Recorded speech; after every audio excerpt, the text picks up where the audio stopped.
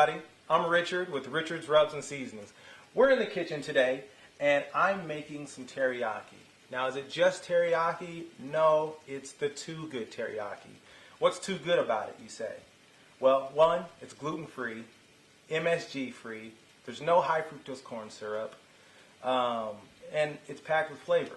I put all fresh garlic, fresh ginger, brown sugar. It's just really, really wholesome. The flavors are really robust. And if you have any allergies regarding gluten and things of that nature, you can enjoy it as well. We're in Washington.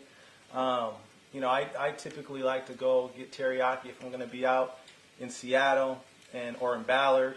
And, I don't have an allergy, but there are so many people that, are there with me getting teriyaki. It's so popular. And that's one of the reasons why I said, hey, I need to make something for the people that can't really partake in such a good culture of dining. And who doesn't like rice bowls? I mean, I love beef, I love chicken, pour some teriyaki sauce on it, and it's heaven. I mean, that's heaven. And I guess the rice, that could be the cloud holding up the little piece of heaven. So come on over. I want you to see something. Right now, I have a flat iron steak simmering on my cast iron grill. I like to get the probably about 2-pounder is good. That way I can have half a pound and I can share half a pound. So this is, for us guys, this is enough for two. But really, if you want to be conservative, you could feed a family of 4 on that. I'm going to show you today what I've done to, or how I make my Too Good teriyaki rice bowls. So right here, I have, this is about a 2.5-pound flat iron steak, and I just have it there sitting. I like to bring my steak up to room temperature. To me, it just cooks faster, and I just kind of have this thing where I don't really like touching really, really cold meat. So I just like the meat to be room temperature, and that's kind of a preference. You can take yours right out of the package or right out of the fridge and throw it on there if you like, but some things I'm kind of picky. So what I have here is the Too Good teriyaki sauce. I just crack this open, and you're going to see this is just really smooth, really good consistency, and you can pour on as much as you like. I mean, I like my teriyaki to be really sweet and really good, so I absolutely cover it and let it just have a teriyaki bath. We just pretend this is the teriyaki hot tub. We just let it completely cover the meat there. And you don't even have to touch it if you don't like. I mean, the flavors are so robust, and it's like a marinade. It's a sauce, but people can leave it in their refrigerators overnight. You can leave it there for 5 minutes, 10 minutes. Of course, the longer you leave it in the teriyaki sauce, the more the sauce is going to penetrate the meat. But with the flat iron steak, it's thinner, and it's easier for the meat to work through in a shorter amount of time.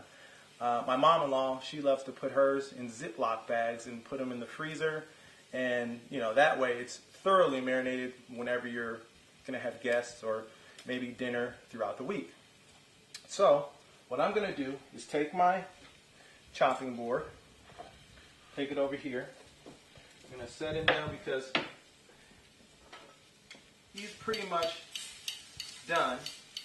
A lot of times you can tell, a little trick I learned, a lot of times you can tell the doneness by the softness of the meat. So you have your fingers here, and if you go like that, right at the bottom of your thumb is very soft. Then if you put it there, it gets a little harder. You go here, and it gets as hard. So if you bring it, the pointer finger all the way to the pinky finger is well done. Pointer finger is rare, and index finger, of course, medium rare. I like mine to be medium rare, but a lot of the family members that I eat with and people I eat with, they like their meat a little more done. So, I think a lot of other people are like that as well. So this one is a little more done, typically. I do it differently. But for you, I'm going to do it a little more done. We take him. See all that? That is too good. Okay? We put him there. I'm going to turn this guy off. You don't want to burn your skillet. And we take him on over. Place him down there and just look at that. I mean, just glistening. Just glistening. I'm the type of guy where it's always good to just overdo it a little bit. When you're eating, you want to overdo it just a little bit, you know. And I'm actually going to cut him open, slice him, and put him on a plate, and also apply more. But let me get my fork here. And whenever you're cutting steak, you want to cut the steak across grain. That way it breaks a lot easier, it's a lot more tender, and you don't want the steak to be really chewy. Nobody wants to feel like they're chewing gum and really they're having a rice bowl. So, nice sharp knife is what you need. And then you just work him in. And you see that there? That's perfect, perfect, perfect. Now that's the way most people I eat with like their flank steak. You see that? It's juicy. You can poke on that. It's nice and juicy. But at the same time, it doesn't look like, you know, Chainsaw Massacre or one of those other scary movies. So I'm going to keep slicing him like that. And we're just going to get into it. And even when I get into the thicker parts, still same consistency. Now, you might be asking, well, how long do you cook, you know, a flat iron steak of this size?